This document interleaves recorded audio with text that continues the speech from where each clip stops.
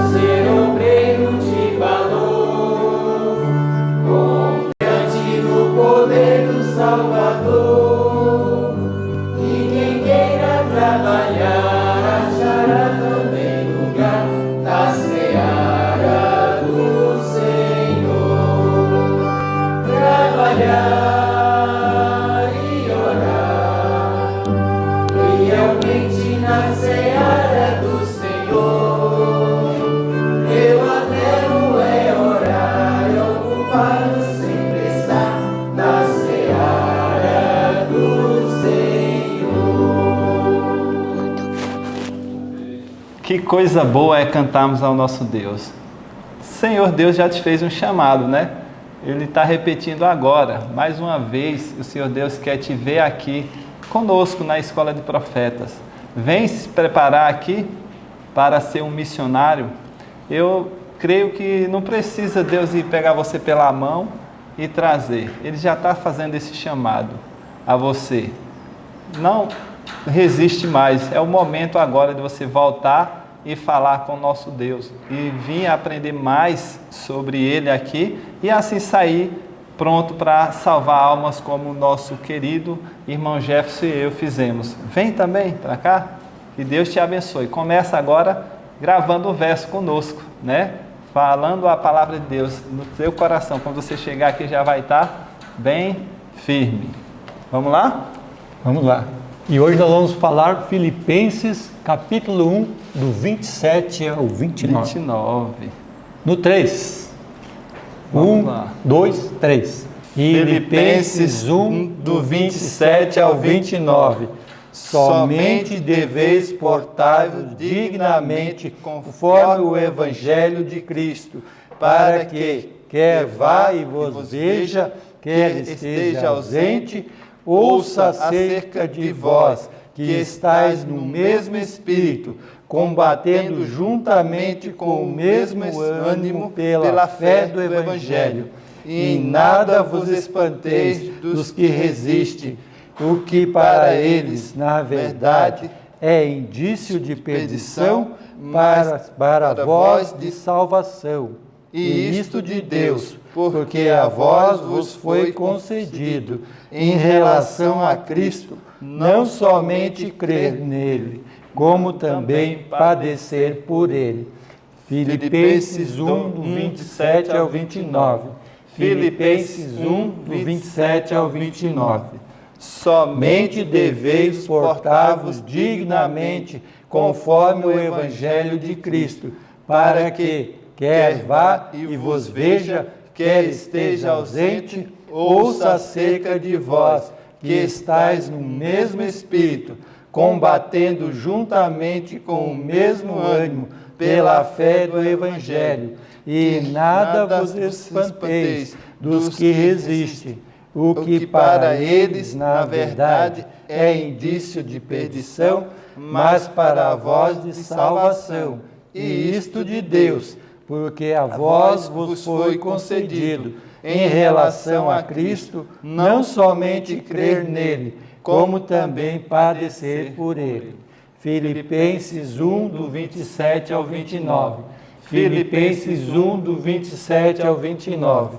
Somente deveis portar-vos dignamente, conforme o Evangelho de Cristo, para que, quer vá e vos veja, quer esteja ausente, ouça acerca de vós, que estáis no mesmo Espírito, combatendo juntamente com o mesmo ânimo pela fé do Evangelho. E em nada vos espanteis dos que resistem, o que para eles, na verdade, é indício de perdição, mas para vós de salvação. E isto de Deus, porque a vós vos foi concedido, em relação a Cristo, não somente crer nele, como também padecer por ele. Filipenses 1, 27 ao 29. Amém. Louvado seja Deus. Como é bom gravarmos a palavra de Deus. Que o Senhor Deus te abençoe. Vamos agora ficarmos com o estudo da palavra. Que Deus te abençoe. Um bom dia. Um bom dia para você. Que bom te receber aqui na nossa casa e principalmente te receber dentro do nosso coração, né? Que alegria podermos estarmos juntos para fazermos a coisa melhor deste mundo, que é abrir a palavra de Deus. E eu já quero te convidar a abrir a sua Bíblia, porque hoje o nosso estudo foi bem enriquecedor, né? Nós estudamos Malaquias, do capítulo 1 ao 4, estudamos o livro completo, olha que legal, e também o capítulo 59, a casa de Israel. Eu quero começar o estudo de hoje fazendo você pensar na seguinte situação. Lá em Gênesis 12, verso 2, diz o seguinte, ó: E far-te-ei uma grande nação, e abençoar-te-ei, e engrandecerei o teu nome, e tu serás uma bênção. Eu nem preciso te contar quem isso estava referido. Deus estava falando com Abraão. Deus estava instituindo neste momento a nação de Israel. Estava dizendo: Abraão, eu estou chamando você e a tua descendência para ser uma bênção nessa terra. O objetivo de Deus ao levantar o povo de Israel era alcançar as outras nações. Era fazer com que eles se tornassem um modelo na terra de como é que Deus trata aqueles que o servem. Um modelo na terra de quem era Deus. E Israel foi instituído para chamar a atenção dos outros povos para um Deus verdadeiro que existia. Só que, se você tem assistido o Ano Bíblico com a gente todos os dias, você tem acompanhado toda a história e todo o trajeto do povo de Israel. E com certeza você já deve ter percebido que o povo de Israel não conseguiu cumprir esse propósito nesta terra.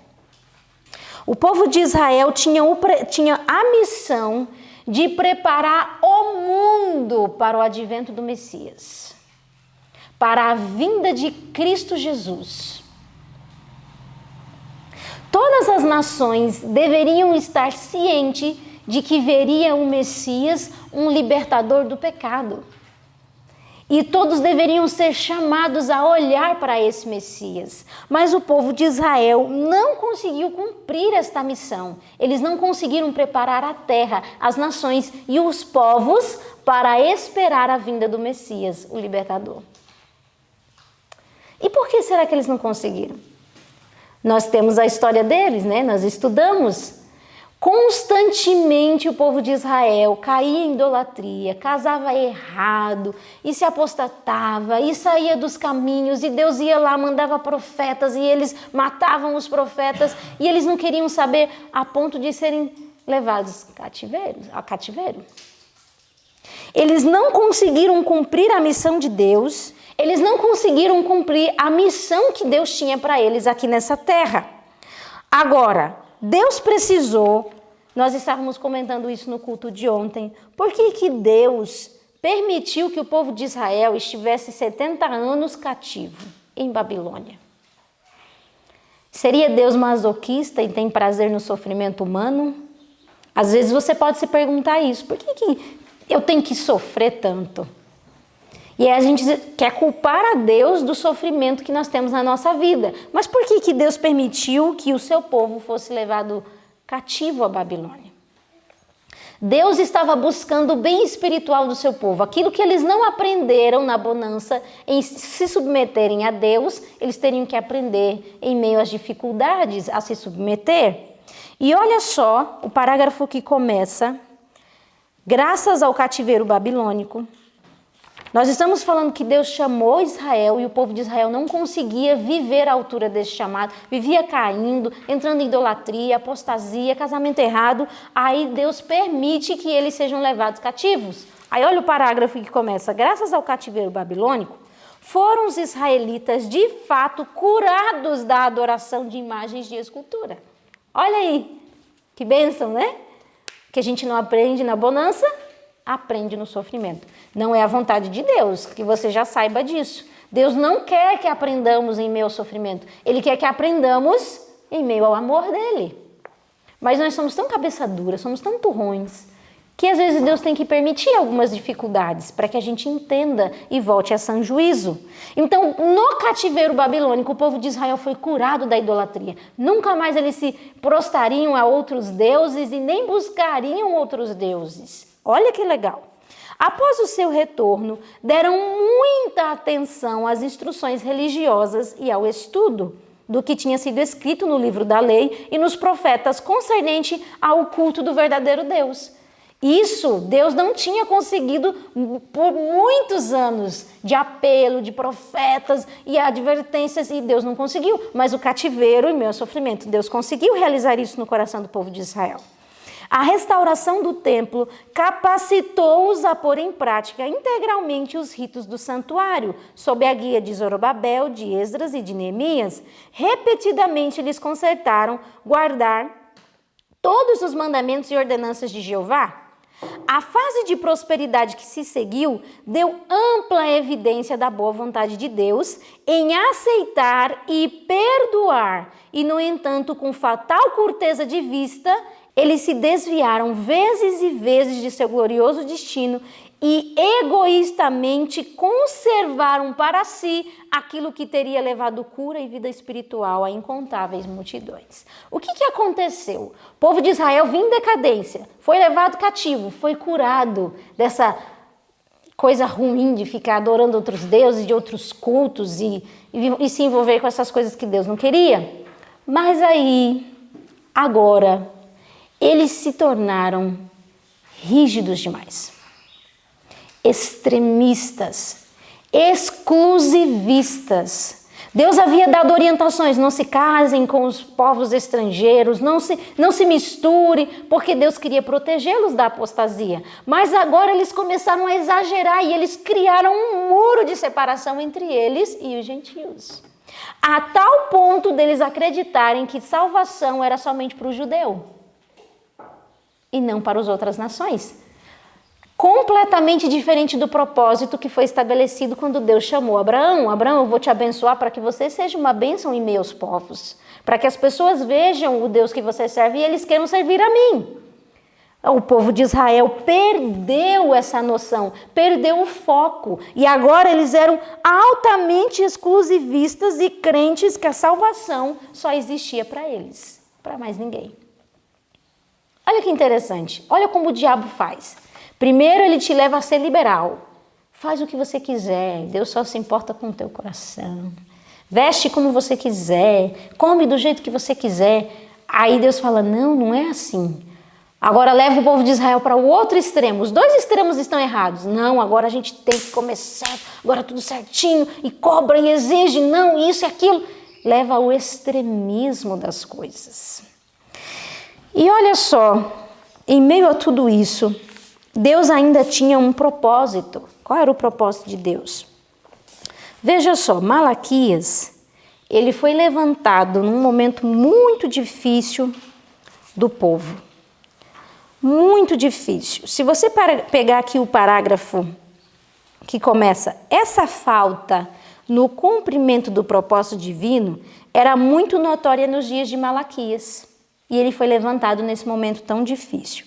Severamente o mensageiro do Senhor tratou com os males que estavam roubando Israel de sua prosperidade temporal e poder espiritual.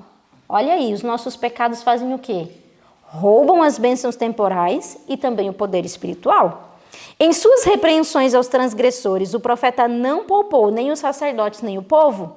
O peso da palavra do Senhor contra Israel, por intermédio de Malaquias, era que as lições do passado não fossem esquecidas e que o concerto feito por Jeová com a casa de Israel fosse guardado com fidelidade.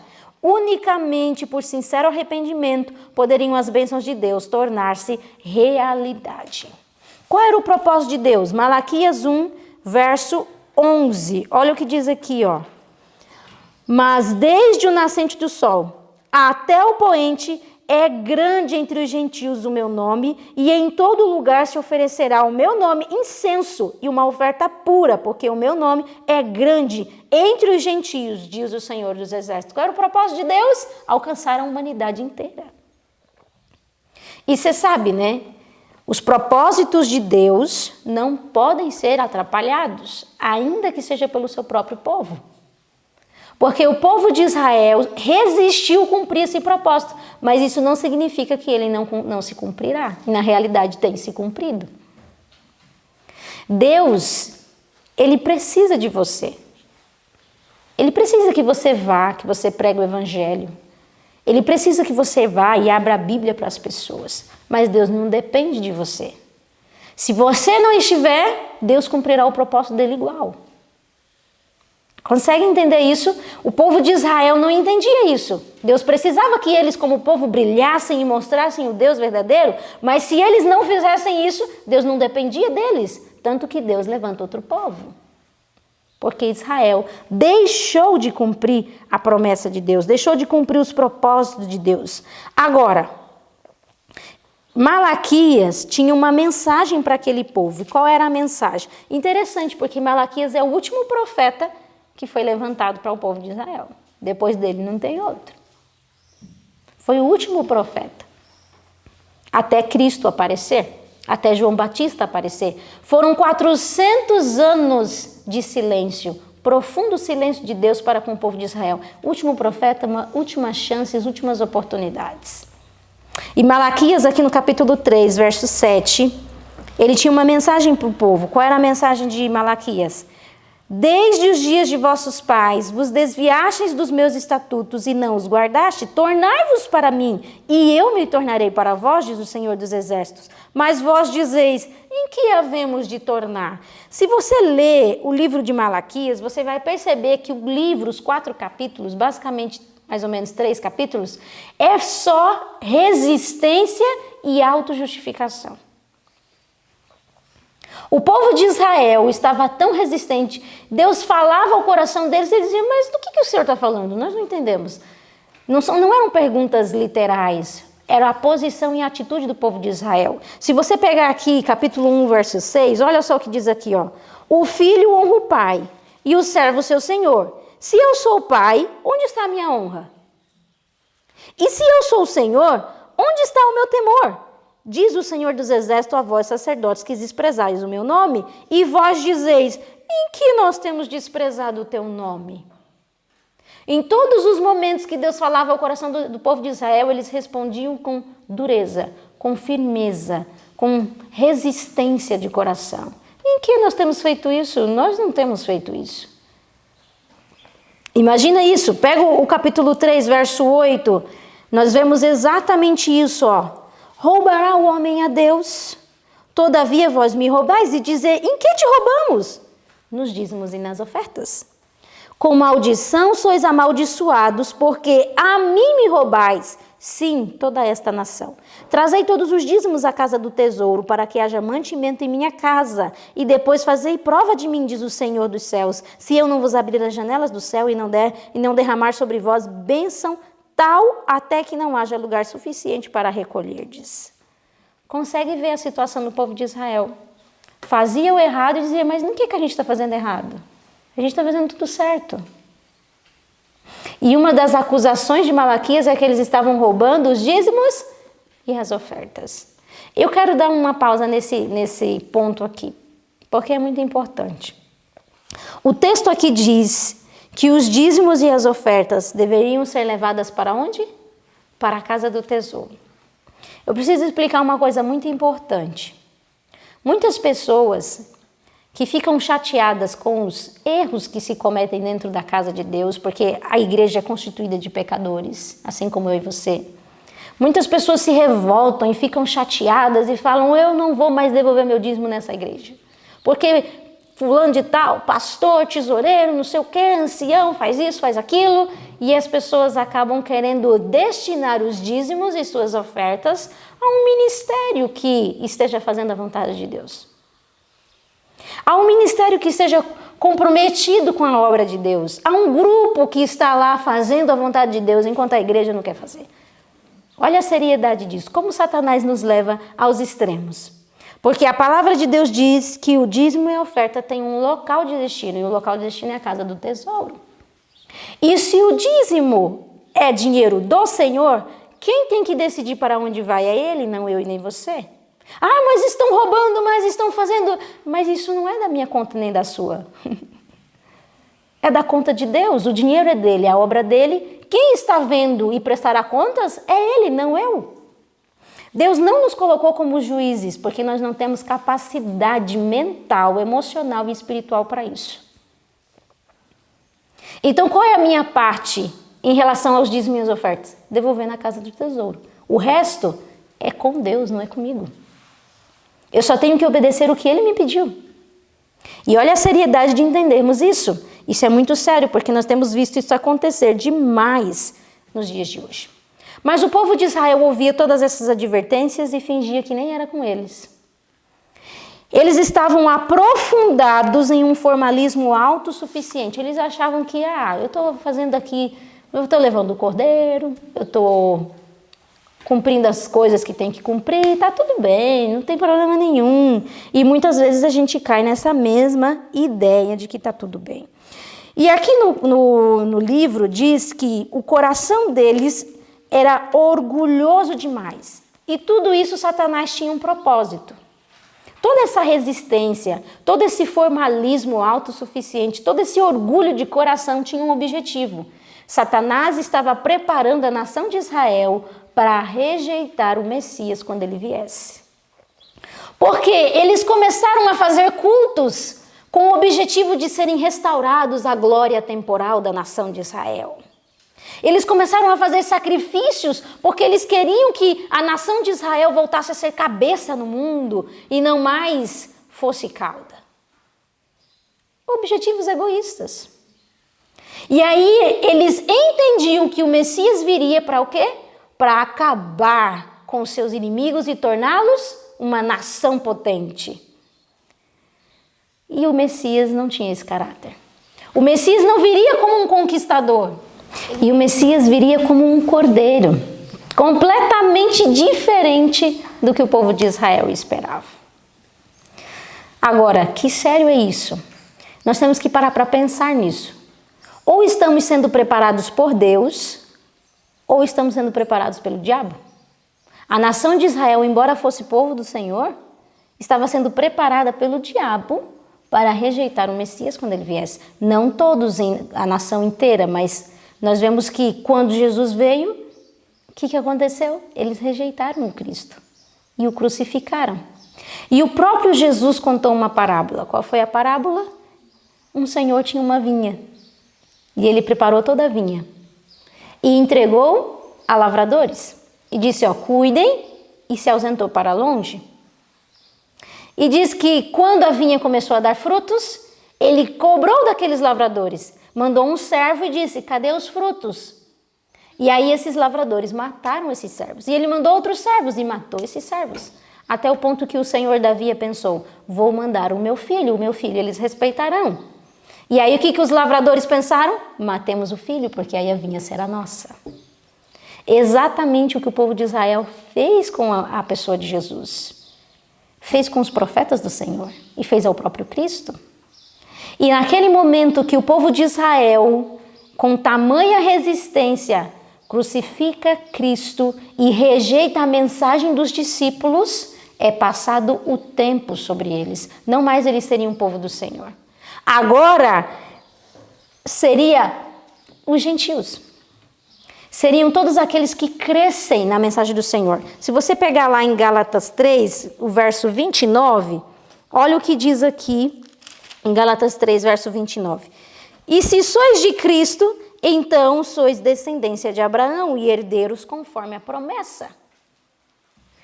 Todos aqueles agora que acreditassem em Cristo Jesus, isso inclui eu e você, agora seria povo de Deus. Pela fé foi instituído o Israel espiritual. Passou-se da nação de Israel agora para Israel espiritual, eu e você. Agora, a missão que havia sobre a nação de Israel está sobre nós, Israel espiritual. Agora a missão passou para nós. E o que Deus espera de nós agora como povo? O que Deus espera de mim e de você? Na hora mais escura da terra, no momento mais difícil que nós estamos vivendo, porque nós estamos num tempo de muitas trevas espirituais, o que Deus espera de mim e de você como povo instituído pelo Senhor? Olha aqui Lucas 4, verso 18 e verso 17. O Espírito do Senhor está sobre mim, pois que me ungiu para evangelizar os pobres. Enviou-me a curar os contritos de coração, a proclamar liberdade aos cativos e restauração da vista aos cegos, e pôr em liberdade os oprimidos e anunciar o ano aceitável do Senhor. Essa foi a obra que Jesus fez enquanto esteve na terra, e essa é a obra que Ele espera que eu e você façamos. Que animemos os que estão abatidos. Que preguemos para aqueles que estão angustiados, que ajudemos aqueles que estão em necessidade. E olha só aqui no que diz o parágrafo que começa aqui na página 369, o parágrafo que diz assim, por toda parte ao nosso redor se ouvem lamentos de um mundo em tristeza.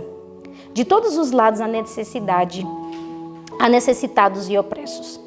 Pertence-nos a ajudar a aliviar e suavizar as durezas e misérias da vida. Está na minha mão e na tua mão isso aqui. Uma certa vez uma amiga disse assim para mim, nós temos que pregar o Evangelho. Eu sei que a gente prega o Evangelho porque queremos que Cristo volte. Mas nós temos que pregar o Evangelho também para amenizar a miséria humana. Porque o Evangelho ameniza a miséria humana. E é esse o meu propósito, tem que ser esse o seu propósito. Unicamente o amor de Cristo pode satisfazer as necessidades da alma. Se Cristo está habitando em nós, o nosso coração está cheio de divina simpatia.